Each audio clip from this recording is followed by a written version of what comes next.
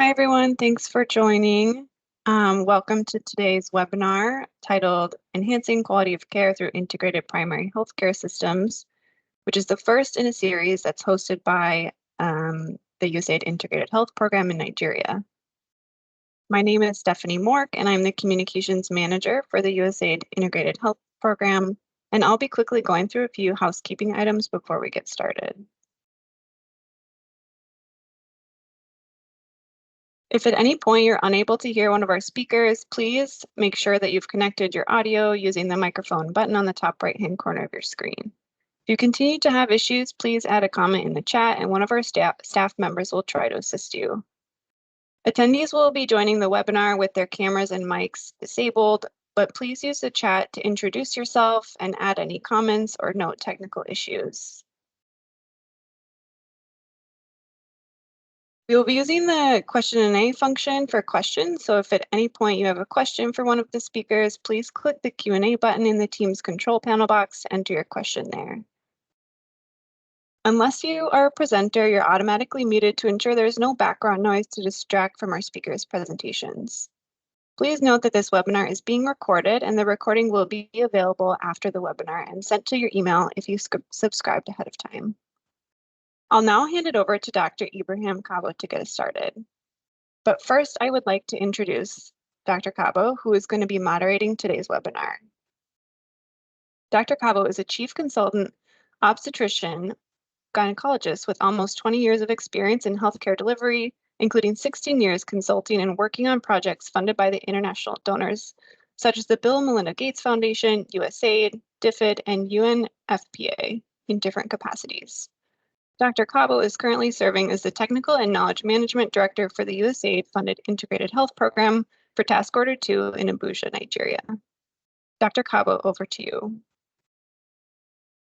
Yeah, thank you so much, Stephanie. Good morning, good afternoon, or good evening, depending on where you are joining us at this moment.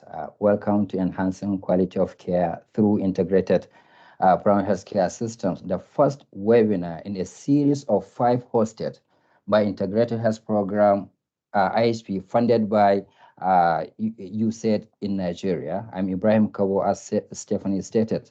I am moderator for today's insightful discussion.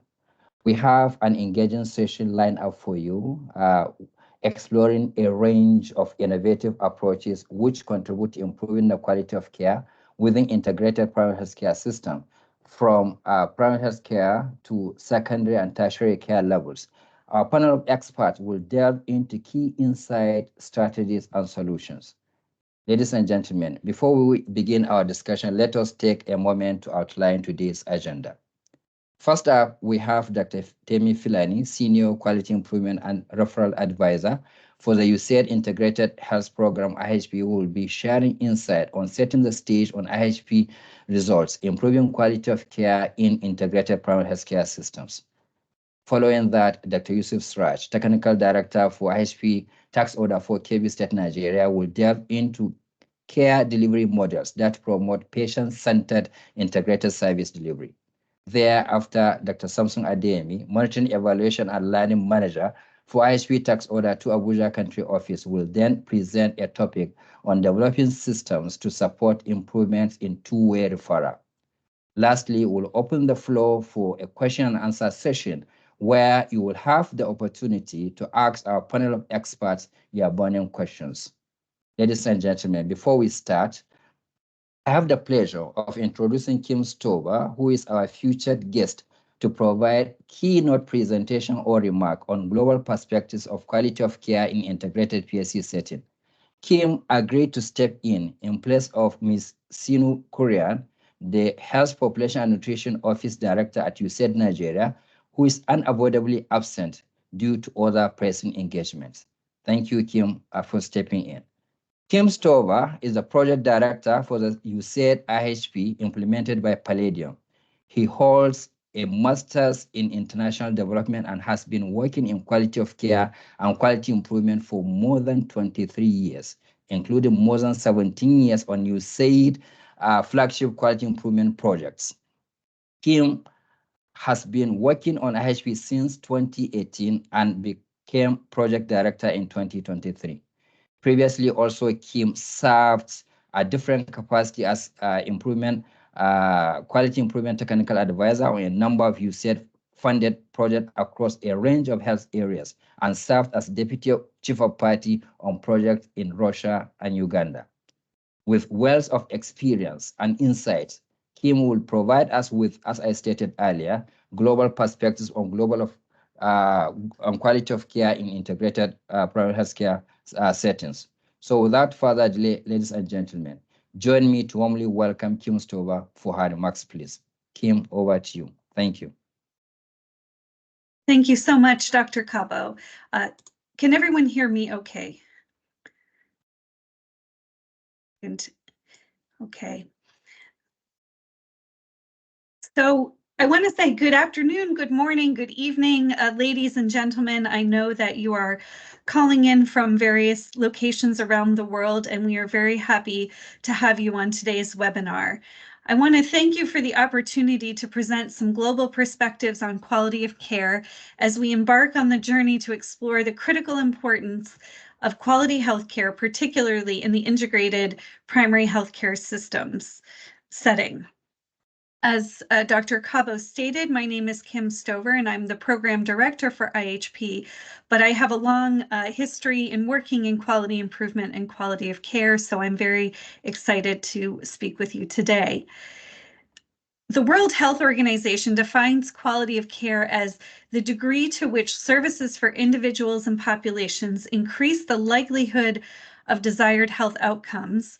It is based on evidence-based professional knowledge and is critical for achieving universal health care. While there are some variations, some of the common dimensions or aspects of quality of care that must be addressed include care that is effective, safe, patient-centered, timely, equitable, integrated, efficient, and accessible. And you will hear more about this throughout the webinar today. The need for robust and effective healthcare systems cannot be overstated in a rapidly evolving global health context. With quality of care, we aim to achieve improved health outcomes for populations and reductions in morbidity and mortality. There is widespread agreement that achieving universal health care and the SDGs requires quality services which ensure that every patient receives the right care at the right time for every patient every time. For example, at the United Nations General Assembly high-level meeting in September 2023, world leaders approved a new political declaration on universal health coverage, which referenced the importance of quality services. Additionally, global thought leaders in quality of care, such as those who were involved in the Lancet Global Health Commission on high-quality health systems in the SDG era, and leadership and partners of the WHO-led global network to improve quality of care for maternal, newborn, and child health, among others, have emphasized the need to strengthen the systems that facilitate quality improvement and management for quality of care. For many causes of maternal, newborn, and child mortality and morbidity, life-saving interventions and medicines are known, but the consistent implementation of those solutions remains elusive, especially in low-income settings. To develop primary healthcare systems that consistently provide high-quality services requires a range of interventions across the spectrum of health systems at the national, regional, sub-regional, facility, and community levels. To enhance quality of care in primary healthcare systems, we must seek to address two key levers, structure and process.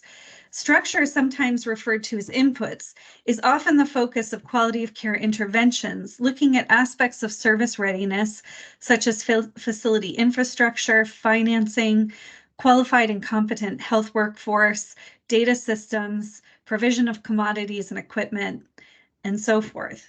These are all critical inputs into quality of care, but in and of themselves will not guarantee quality outputs and outcomes. In addition to structure, we must also focus on the process and organization of care. That is, how all the inputs are organized to come together at the correct time to serve patients' needs. It is equally vital to consider the structures and processes that support bringing patients into care. How do we reach out, create demand, and make services more client-friendly? Interventions to improve processes may include quality improvement approaches, process redesign, or the application of integrated models of care, such as differentiated care. Addressing structure or process in isolation of the other will not result in the desired outcomes. Many tools and guidance documents have been developed by many programs and donors and countries to translate the concept of quality of care into governance systems and implementation approaches, including quality improvement approaches that enable closing the no-do gap within the process and organization of care. One example of this is the suite of practical guidance documents from the WHO QOC network. These approaches to address process and organization of care complement a range of health systems and capacity building interventions implemented by governments and often supported by donors. Where resources may be limited, delivering high quality care can be particularly daunting. Yet it is precisely in these settings where innovative solutions and strategic interventions are most needed. It is here that initiatives like USAID Integrated Health Program we delve into today are making significant strides towards improving quality of care and transforming healthcare delivery. Nigeria has been a leading country in the QOC global network.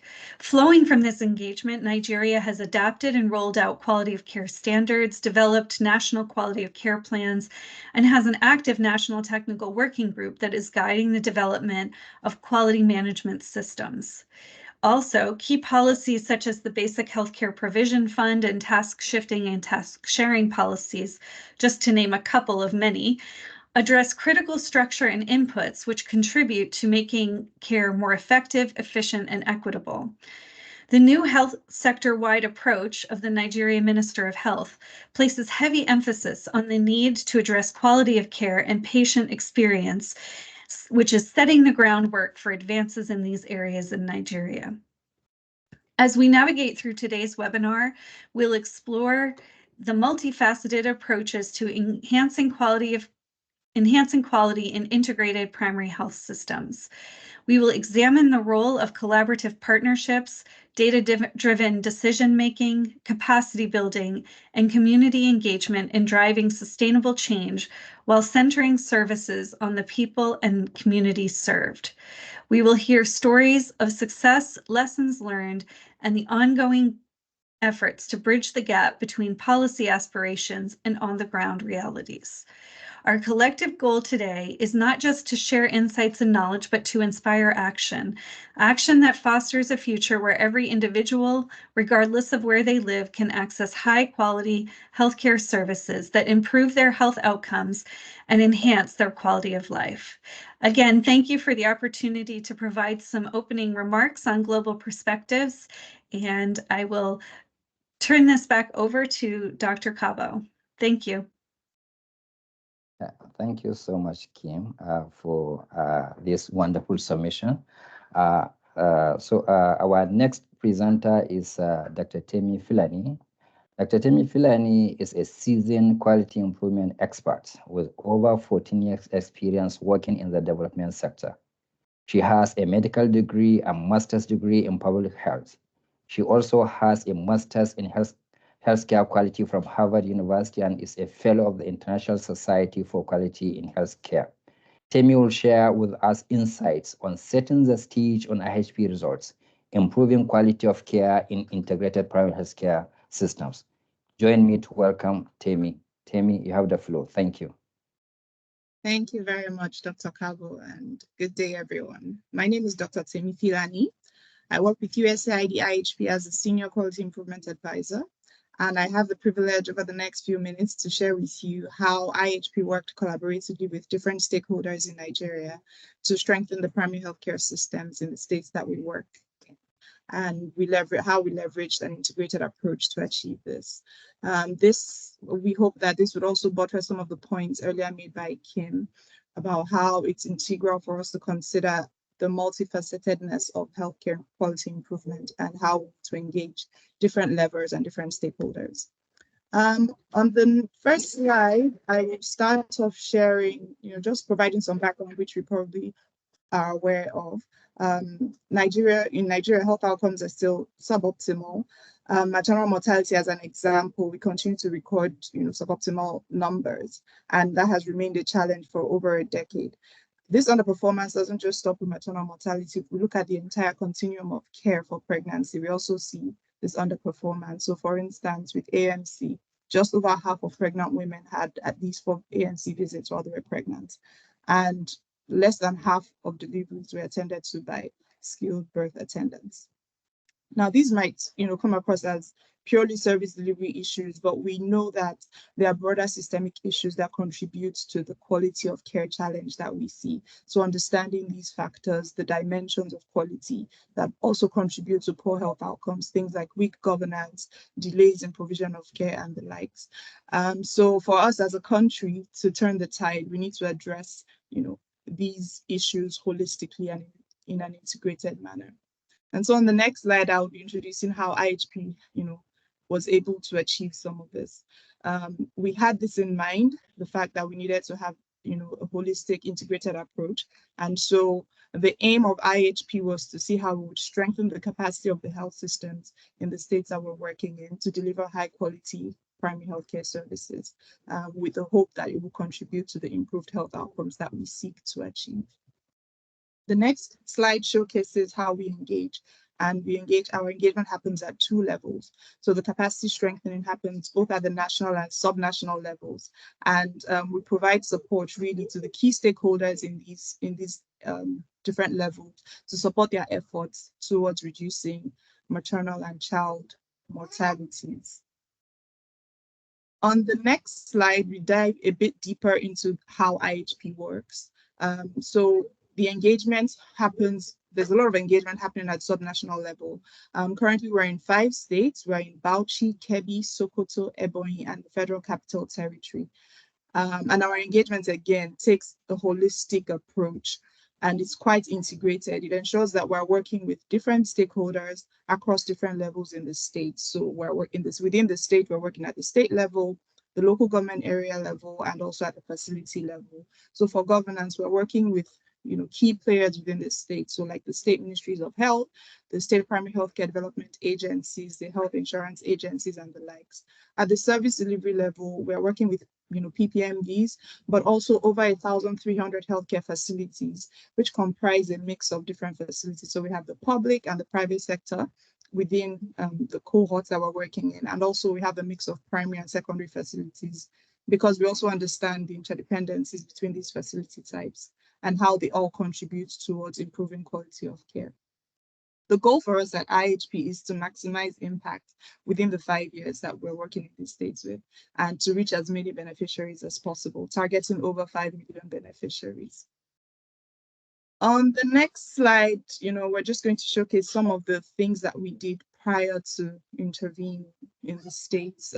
We commenced with a situation analysis, and some key challenges were identified. So at the governance level, service delivery level, and some other broader systemic issues were also identified. So for service delivery, for example, service readiness was poor in these facilities. Capacity of the facility staff was inadequate to carry out key clinical and non-clinical functions. And we also saw that these facilities had key challenges with infrastructure, human resource for health, and amongst other things. Some supporting systems like the data management systems, referral systems were also either poorly functional or underutilized. And at the governance level, there was a dearth of policies, guidelines, and the coordinating mechanisms that were meant to be driving a lot of state level activities were also poorly capacitated. So they either didn't exist or they were not functional. And so as IHP, on the next slide, I'll be showcasing some of the interventions that we devised with the hope that we would bridge some of these gaps identified. So we have a suite of over 25 interventions, also cutting across these different levels, bearing in mind that we have a holistic and integrated approach towards improving quality of care. So we came up with a broad range of interventions that are integrated, that cover these different areas. And some of the interventions, focus on different things. So policies and guidelines, domestication, strengthening the coordinating mechanisms, again, that would lead the implementation of several activities in the states. We also worked with strengthening some supporting systems, referral systems. We worked on introducing some innovations like open maternity days into the states and the likes. And as we proceed in this webinar, the subsequent speakers in this webinar and also future webinars I will be hosting, they will shed more light into maybe specific interventions from the list that we have on here and dig a bit deeper into how we went about implementing them and also the gains and lessons learned. Also to highlight on this slide is the fact that underpinning our overall strategy is a quality improvement approach, which essentially is that we want the implementation of all the interventions to be guided by quality improvement. So we want the quality improvement approach to sort of be the lens through which we're implementing and working in the facilities. Also, again, tying it back to the fact that quality improvement, for quality of care to happen, for quality improvement to happen, we have to consider different dimensions, and WHO also further reinforces that with this framework. Just bringing to the fore that there are 7 key elements in the dimension, in the framework that WHO proposes that we, work with for quality improvement, and also thinking about it through an integrated approach. And so for us at IHP as well, we were working, leveraging this framework to ensure that our work is also integrated. So for effective care, for example, we're working to ensure policies and guidelines are available so that evidence-based healthcare services are provided in the states and the facilities that we work in. We also carry out trainings and mentoring to ensure that care is safer, and things like open maternity days, group ANC, which Dr. Suraj will speak a bit to in the next session, also to ensure people-centeredness in the care that we provide, and several other examples that IHP has put in place in terms of interventions to improve quality of care. Now, specifically in terms of building quality improvement capacity in the states, we understand that for quality improvement to be a culture in the states, the capacity to carry out QI has to be available. And so for that to happen, we did a couple of things. We've highlighted 5 big buckets on the slide. The first is to work with the states to develop sort of like a QI plan, right? So working with the states to develop and domesticate QI plans.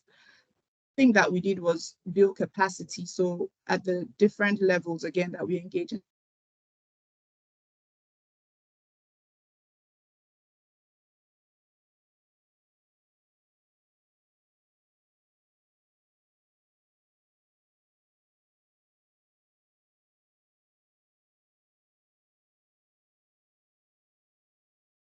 Okay. Apologies. I hope you can still hear me. So at the different levels, the local government level, state level, facility level, build capacity, and also transferred technical capacity in terms of quality improvement to these different teams. We also understand that measurement is a critical part for quality improvement. So we also worked with the states to strengthen their performance management systems. And how did we do this? We worked with the states to identify relevant quality of care indicators. And this differed slightly by states based on their interest areas. So each state selected different indicators that they would prioritize for quality improvement and then drive from the state level to the facilities. Another key intervention that we worked with the states on was the peer-to-peer learning sessions. So because we wanted to ensure the spread of quality improvements across the states, we had peer-to-peer learning sessions at various levels, and these held monthly, quarterly, or 6 monthly, depending on the level. So we had facilities coming together to learn and share experiences with quality improvement. We also had this happening at the local government level, and we also had states supported the states to participate in similar sessions at the national level. And lastly, we had a mentoring and coaching element, which we embedded into this entire strategy and approach. And it was to ensure that we were hand-holding the implementers to develop quality improvement projects and also working with them throughout the entire process. And we also made sure we were tying this to the BHCPF, the Basic Healthcare Provision Fund, and the quality elements around that to ensure that we were working in tandem with what the national agenda was. So next, I will be sharing some data. Before we delve into the data, I'd like to stress that every data we'll be sharing is from the national database, the national DHIS. IHP doesn't have a separate data collection tool, so every data that we have is pulled from the DHIS. On this chart, you would see that we're showcasing data from the 5 supported states, looking from financial year 2018 to FY 2024.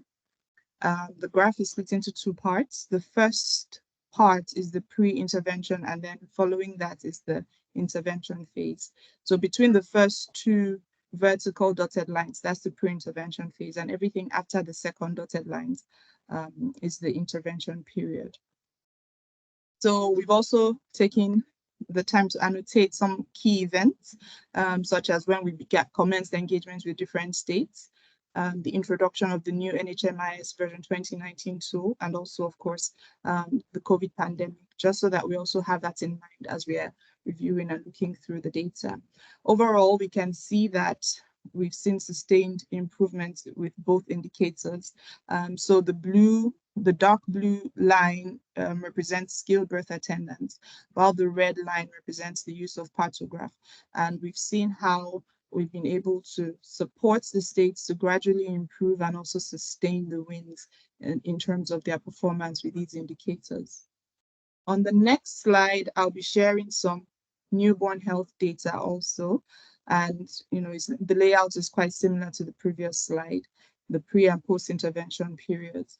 And on this slide, we're looking at the use of chlorhexidine gel for cord care and also postnatal care for newborns within 48 hours of birth.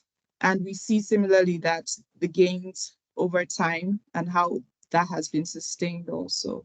I would like to point out on this slide that prior to the introduction of the 2019 version of the NHMIS, we didn't have a way to collect the data for chlorhexidine gel. So we didn't have data on performance for that. It was until the tool was introduced that we were able to start collecting data.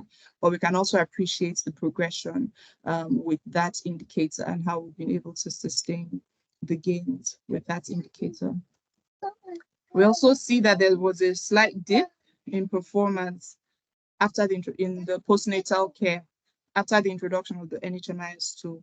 But that's not surprising because typically with data collection, once a new tool is introduced, you might expect some dips. And that's what we saw here. But again, the wins were there.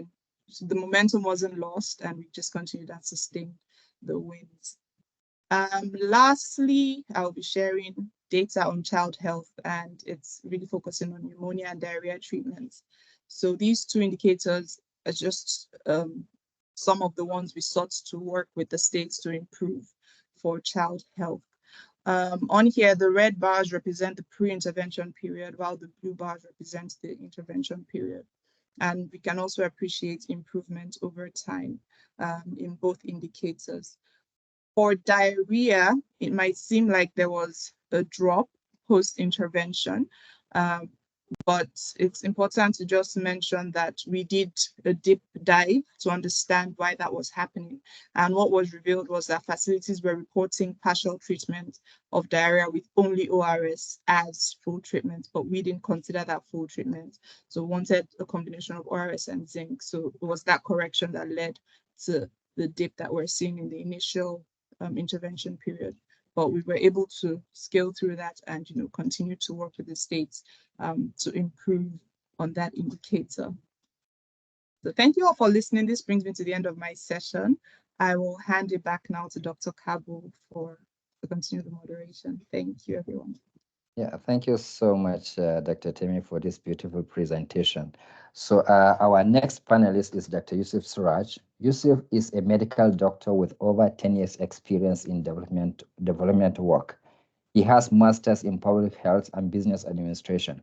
He's currently the state technical director for Tax Order 4 Kebbi State, Nigeria. So ladies and gentlemen, let's welcome Yusuf Suraj, who will present care delivery models that promote patient-centered integrated service delivery. Dr. Yusuf, over to you.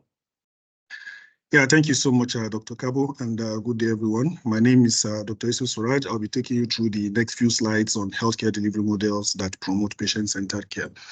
The previous speaker already talked about quality of care and some of the key interventions USAID were able to implement. So I will start by saying quality of care have some cardinal characteristics that make up a quality care. And one of these is actually the patient-centered care, which considers the preferences and aspirations of individual service users and the culture of their community. The patient-centered care is central and also makes up one of the 6 elements of high-quality care as identified by the Institute of Medicine. Some of the elements of patient-centered care are captured in the picture, and you can see that it encompasses all aspects of ensuring patient satisfaction and participation in their own health, with effective communication being a major cornerstone of the process. It is, however, highly important to understand the concept and apply it diligently in the provision of integrated services. Next slide, please.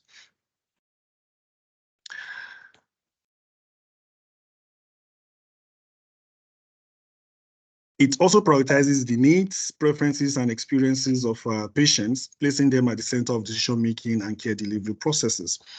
This model of care particularly emphasizes collaboration, communication, and partnership between healthcare providers, patients, and their families to ensure that care is responsive, respectful, and tailored to individual needs. We also need to know that the primary goal of any patient-centered care is to improve individual health outcomes, which is mostly achieved through client satisfaction. Healthcare providers also stand to benefit through improved patient satisfaction scores, higher staff productivity, and job satisfaction. There are notable barriers, however, to patient-centered care, which include unsupportive organization and leadership, staff constraints, heavy workload on staff, resistance to change, and even patient clinical characteristics, among others. The main idea is to actually plan service delivery in a way that these challenges can be subjugated and clients are able to get the best possible experience that meets up with the definition of a quality healthcare. We'll briefly look at some of the key interventions the USAID IHP project was able to implement, putting the client-centered approach in the background in the subsequent slide. Next slide, please. The group ANC is the first we'll be talking about, and it is built on 3 key objectives. The first is to conduct clinical assessment and treatment. Second is to use a model of participatory facilitated learning. And the third is to build and rely on peer support. It is an approach of grouping ANC clients into cohorts of similar gestation period and to visit the facility around the same time. They get to select the day and time of their ANC, mostly at their own convenience, and get opportunity to share experiences and enjoy peer support. It is patient-centered, and they get to participate in their own assessments using user-friendly equipment that even the uneducated can understand and use effectively. It is also fun-filled with team-building sessions to make experience more interesting, memorable, and enticing. It is highly participatory and engaging, with some local songs being used for opening and closing of the event and sometimes in between the sessions.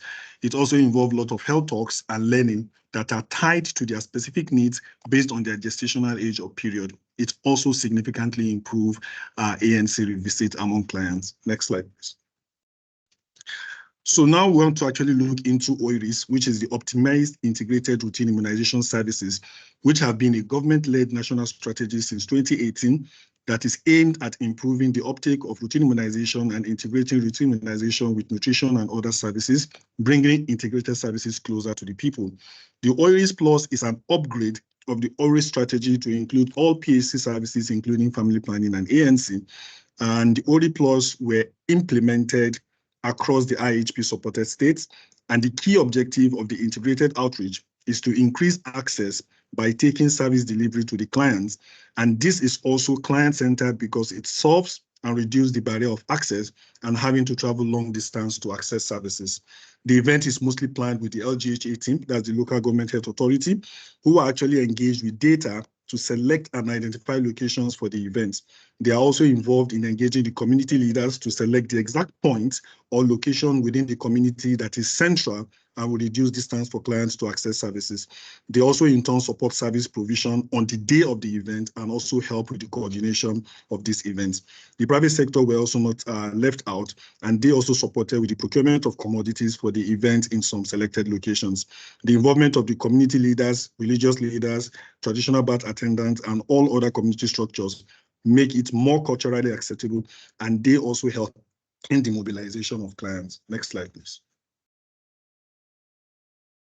The next intervention is the Open Maternity Day, which, unlike the OIRIS Plus, were implemented at facility level with the aim of bridging the gap between community and facility and also to rebuild trust. It is an integrated facility-based service delivery day, and the mobilization and engagement of community and religious leaders, including other community structure, makes the turnout of clients very large. All services are available since it is implemented at the facility level, and a lot of emphasis is placed on health talks to ensure a wider coverage of sensitization around the need for facility delivery. The LGT team are fully involved in planning, just like in the OIRIS Plus as described above.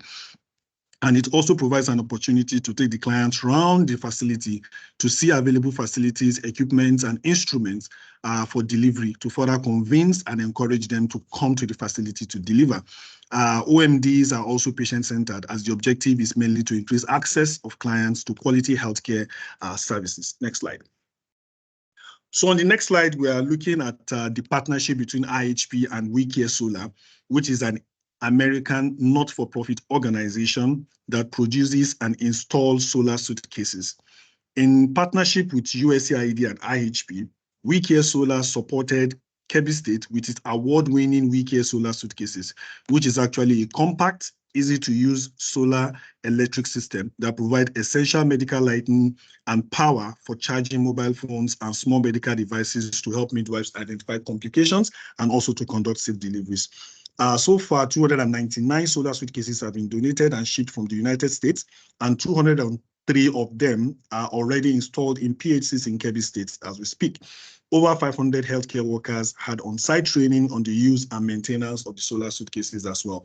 And within 9 months of the initial installations, which started in May, the number of deliveries of PHCs with solar suitcases increased by 26%. Next slide, please.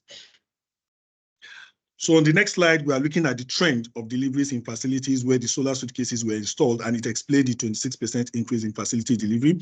In addition to that, the total value of donation was about $686,286, which includes the cost of the 299 solar suitcases donated and the cost of training the 500 healthcare workers on how to use and maintain the solar suitcases.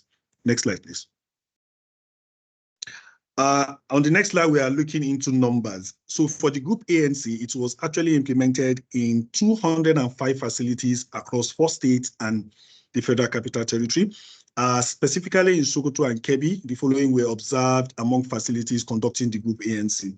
The ANC4 coverage was 89.8% in Sokoto and about 98.4% in Kebbi, while the IPT3 utilization was 92% in Sokoto and 99.1% in Kebbi. Delivery by skilled attendants in health facilities was also 77.4% in Sokoto and 91.6% in Kebbi. And then for live birth, we had 77.2% in Sokoto and 91.3% in Kebbi.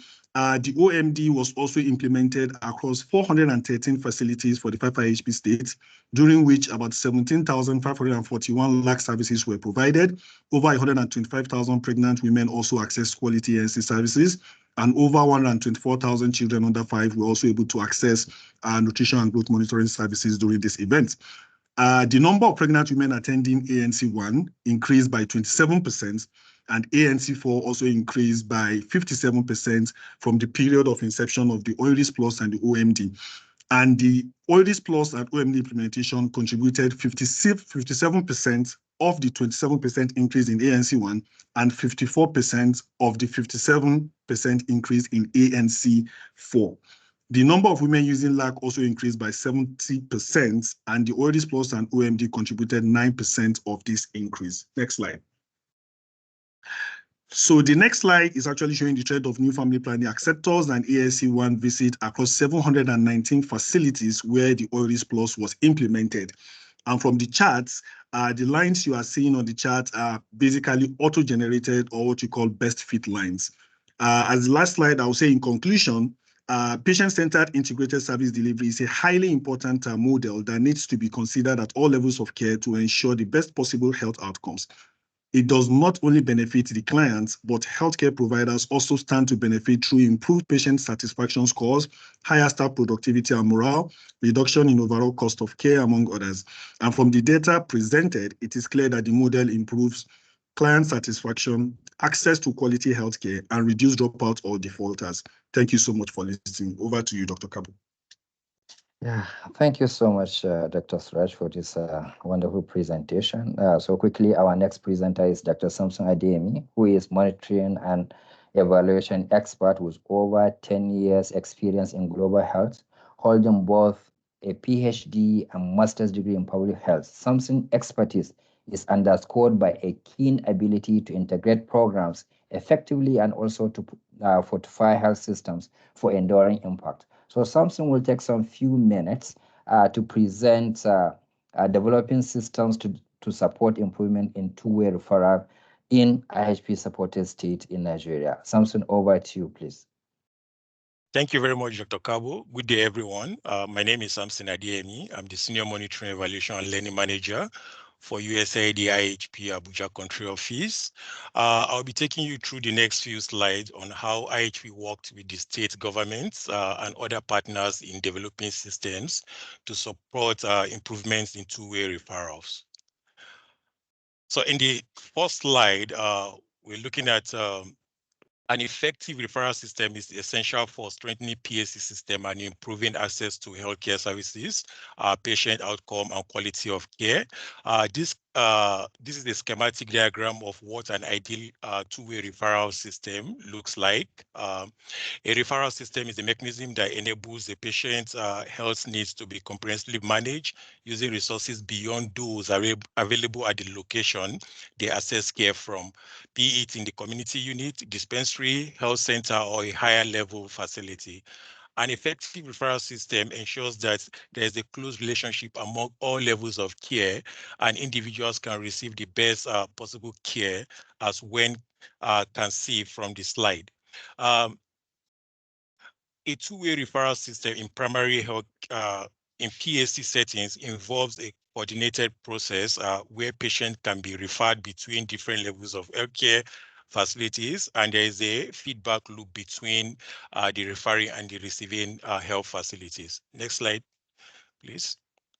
However, most of the primary healthcare centers were not implementing a two-way referrals. Next slide. So when IHP started, most of the facilities have limited equipment to receive, manage, and refer cases. There were multiple vertical referral tools and processes, basically from different program areas. There were minimal functional emergency transport system. In order to improve the referral system, we work with the states and other partners to strengthen three key areas, which we will see in the next slide. We supported the states to build capacities to identify referral needs for emergency and routine referrals, harmonized and institutionalized referral processes, and operationalized the harmonized referral system. To achieve these, we supported states to take several holistic steps to improve the documentation of two-way referrals.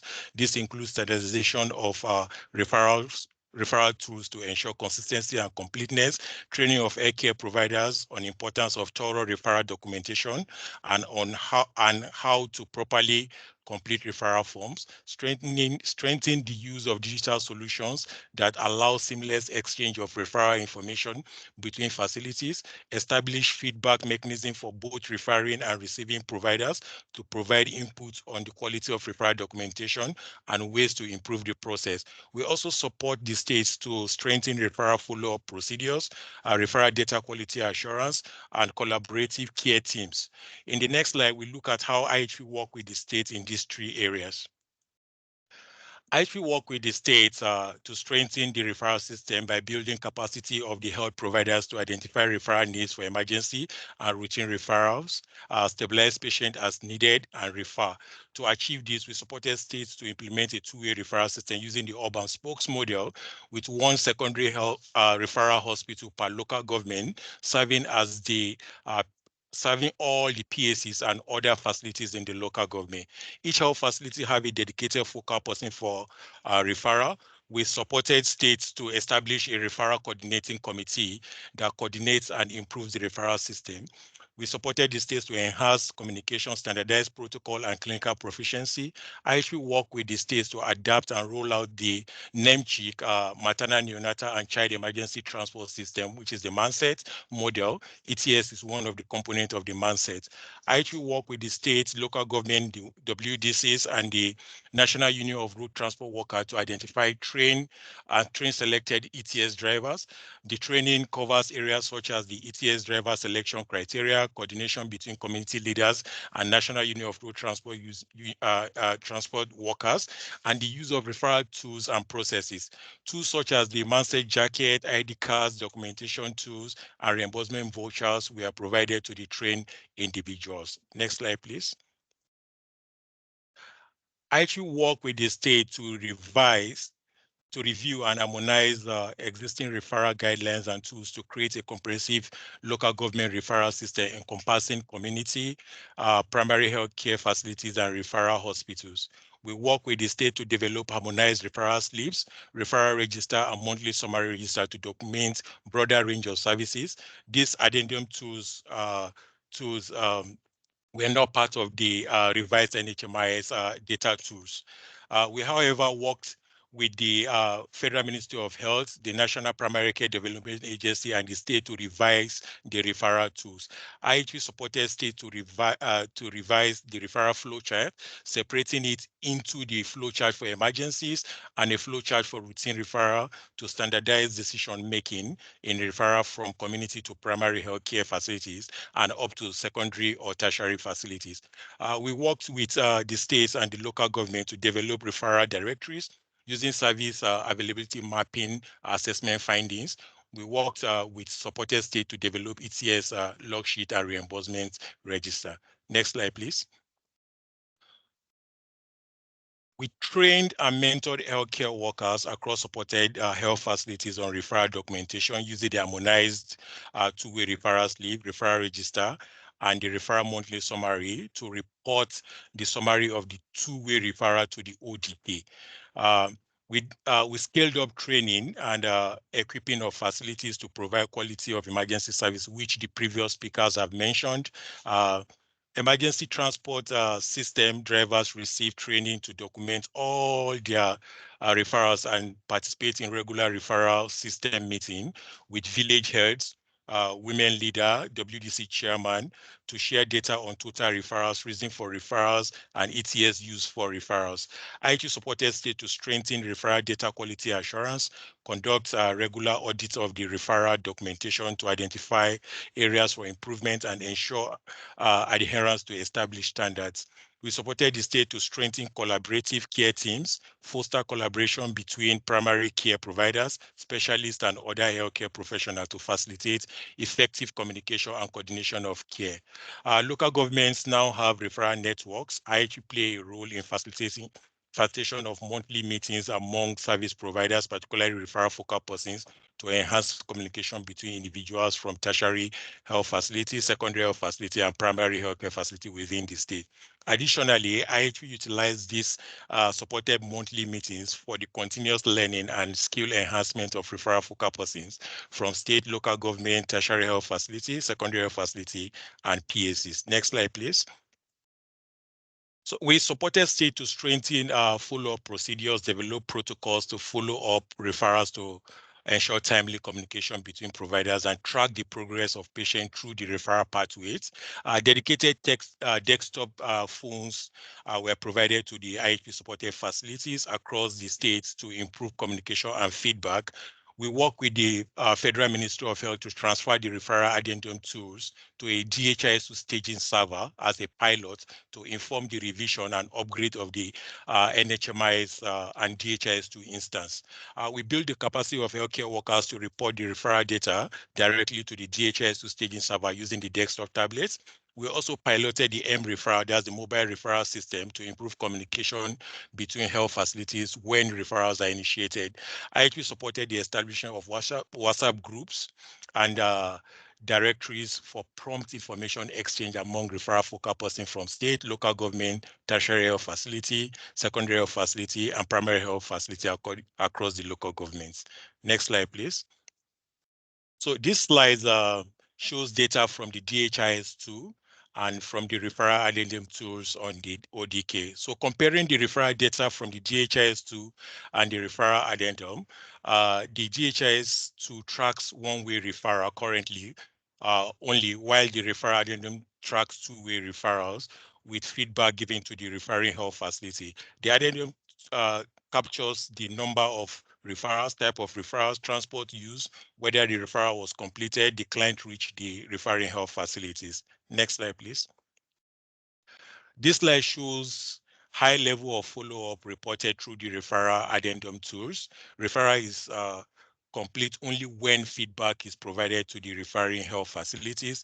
The referral addendum tool not only documents the completed referrals, but it also captures the outcome of the referral, which is important in terms of the quality of care given to the patients. It measures the number of clients that are recovered after receiving care. It also tracks follow-up to other levels of care and back to the referring health facilities. Next slide, please. So this slide shows the different services documented through the addendum referral tools. The harmonized referral tool captures broad range of services as seen on the slide, unlike what we currently have on the DHIS2. All types of referral, including incoming and outgoing referrals for the routine care for routine maternal, newborn, child health, plus nutrition and malaria, gender-based violence, and HIV for complicated cases requiring more advanced care and for life-threatening emergencies. Next slide. This slide shows improved tracking mechanism. The referral tools include information on mode of transportation to the referring facilities, such as emergency transports, type of referral, type of referral facility, source of referral. These are now documented in the comprehensive referral register and reported in the DHIS2 platform test server. In conclusion, by addressing these aspects of building capacity to identify referral needs for emergency and routine referral, harmonizing and institutionalizing referral processes, and operationalizing and harmonized referral system comprehensively in the primary health care setting can enhance the quality and effectiveness of two-way referral documentation, leading to improved patient outcome and satisfaction. This brings me to the end of my presentation. I will hand over to Dr. Kabo for the next session. Thank you very much for listening. Yeah, thank you so much, Dr. Sampson, and thank you, everyone. Special thanks to our panel of experts for their rich and insightful presentations. Kim, who provided opening remarks on global perspective on quality of care in integrated PSC setting. Temi Filani, who presented achievement lessons learned following interventions by IHP to improve quality of care. Yusuf Suraj, who shared IHP experience implementing Group ANC, OIRIS, and OMDs as care delivery models to promote patient-centered integrated service delivery. And lastly, Samson, who provided insights into the development of systems to support improvements in two-way referral in Nigeria, supported by USAID IHP. Looking at the few minutes we have, Stephanie, would you kindly review the chat and see if we do have some questions to the panelists for them to respond to? Anyone? Yes, thank you, Dr. Cabo. There's one question here from Eunice Demisa that says, well done to the IHP team for these critical interventions. However, it is not very clear to me what specific roles the community played in all these interventions. OIRIS Plus is an NPH-CDA intervention. What did IHP do differently in implementing this strategy? So, Dr. Yusuf Siraj? Yes, thank you so much, and thank you for the question. Like I mentioned, or like I captured, the OIRI strategy is actually a national intervention. So part of what we did was to include the plus. And like I said, it's just an upgrade of what the existing integrated outreach service is all about. So what we did was to look beyond just routine immunization and nutrition and include even ANC and family planning, just like I mentioned. So initially, most outreach services were focused around providing routine immunization and then some nutrition intervention like distributing vitamin A, doing growth monitoring, among other things. So what we also tried to bring on board was to see how we can more or less move the facility closer to the people by providing all the essential services that are available at the facility, with the exception, of course, of delivery services, to go out there and even provide family planning services, provide ANC to pregnant women, and do a lot of health talks and so many other things during the outreach, during the OIRIS intervention, which was actually the upgrade from the usual intervention that was happening. So in terms of the community, what we try to do, like I also mentioned, is that we work with the local government health authority to engage the communities that we have selected based on the data analysis that we do together with the LGA to identify locations that are having poor performance or reduced access to services. Some of the locations we're also having issues with terrain, and then we try to see how we can help them cover that gap by bringing those services to them and working with the LGHA team to mobilize health workers and so many other opportunities we have to see how we can make the services get to the people. So together with the LGHA team, we usually engage the community leaders to sit down together and plan the event in terms of the exact dates to kind of at least avoid going on a market day when people may not be able to attend to the event, or selecting a day where people are going to be available and probably not going to the farm and so many. So we sit with the community leaders to identify the exact day to actually implement, in addition to identifying the exact location, because location can also be central. There are locations within a community that could be at the end of the community that those at the beginning may have to walk a long distance to access that.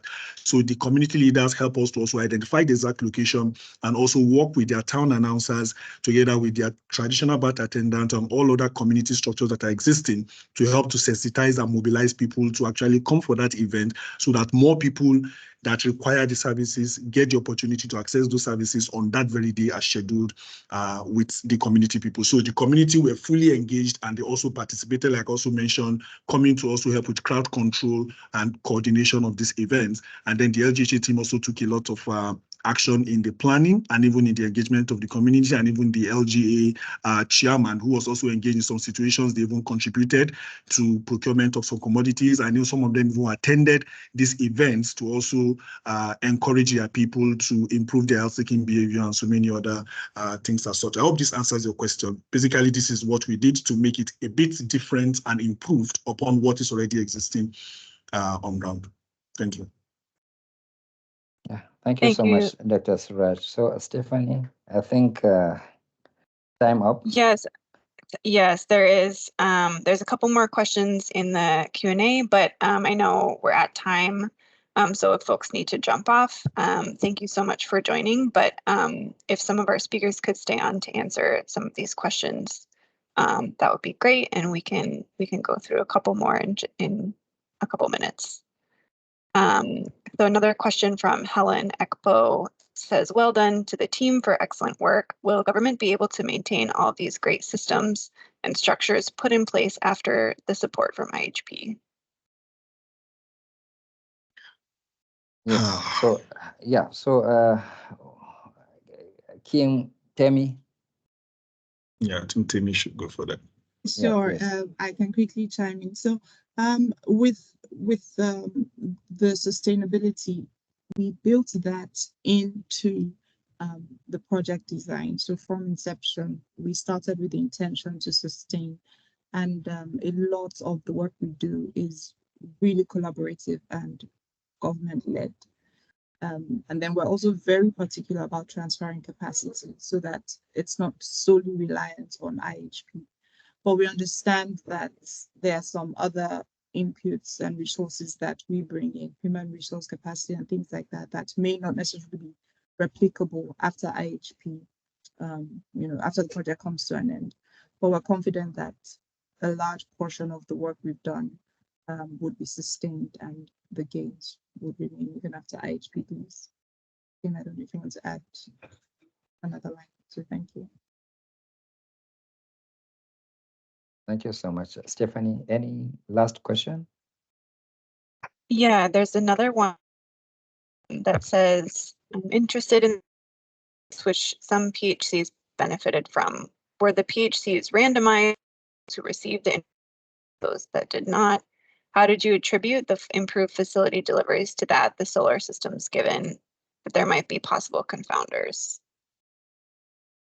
Yeah, so let me just briefly explain some of the reason why we actually made the attribution. So if you can look at the chart, although the chart is not displayed, the chart was actually designed in such a way that the identified facilities that actually received the solar suitcases were actually compared over a period of 3 years. So the month of installation was between April and December. So we picked the deliveries for April and December from 2022, from 2020 to 2023, and then compare that as a trend.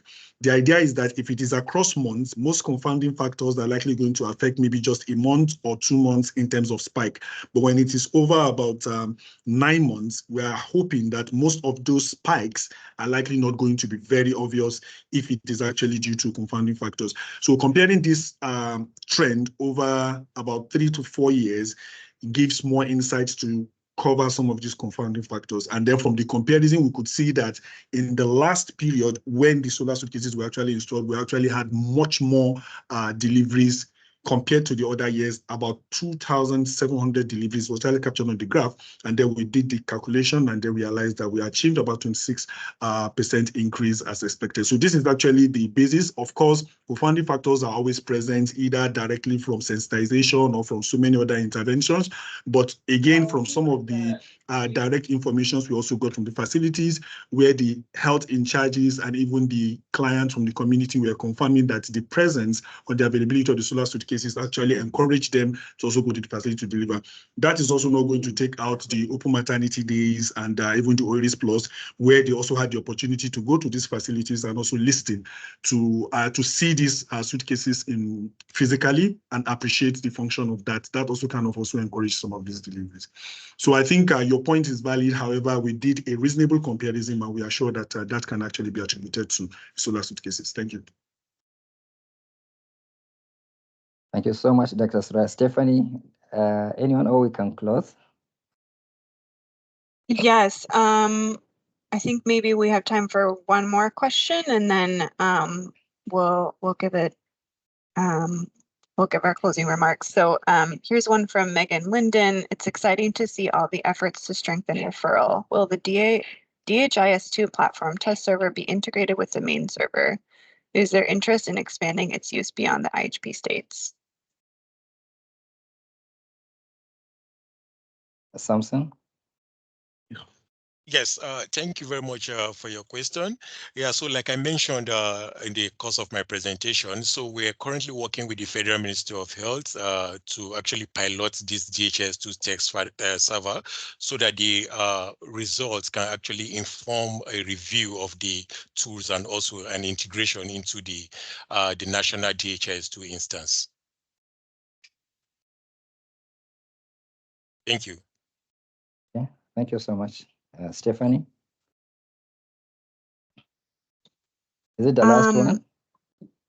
There are a couple more if we still have time. Maybe if there, yeah, maybe 1 or 2 more. I believe Okay. that is very interesting and generating kind of questions and comments, and we are sharing lessons that can be replicated elsewhere.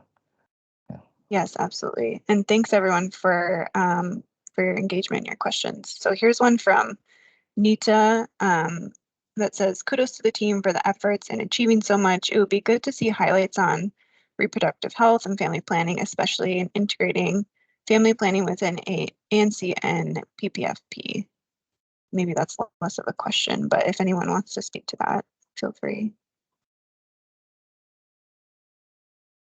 So that looks like a comment. I Yes. believe that may likely be covered in the subsequent webinars that IHP is going to host.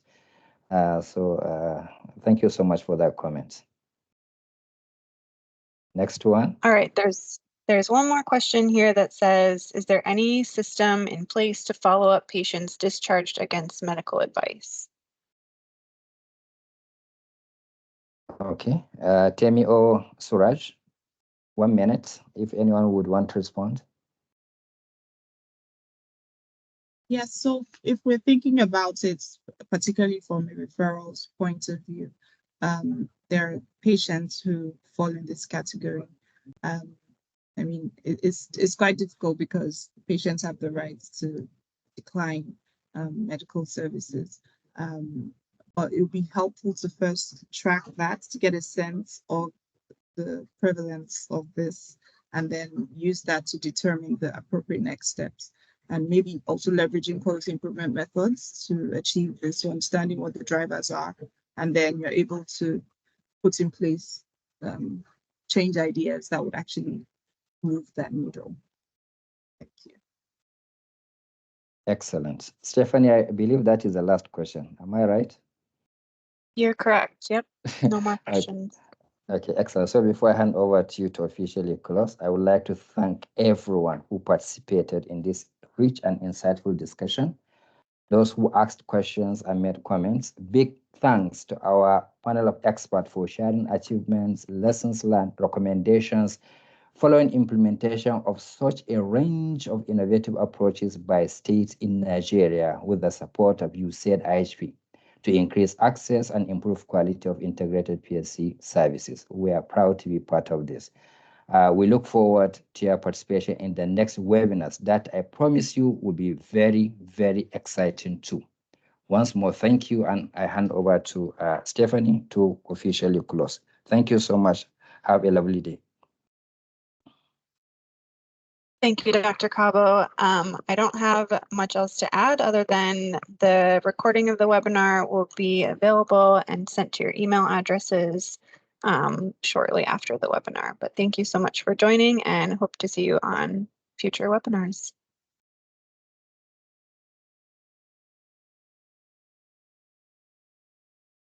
Bye-bye, everyone. Thank you so much for attending.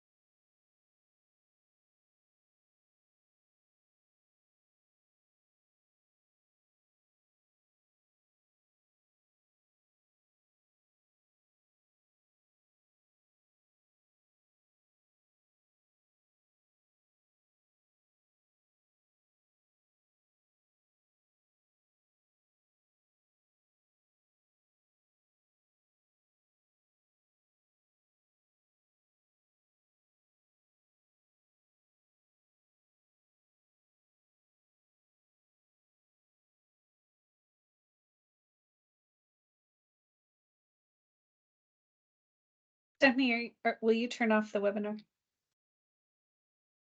Yes, yeah, just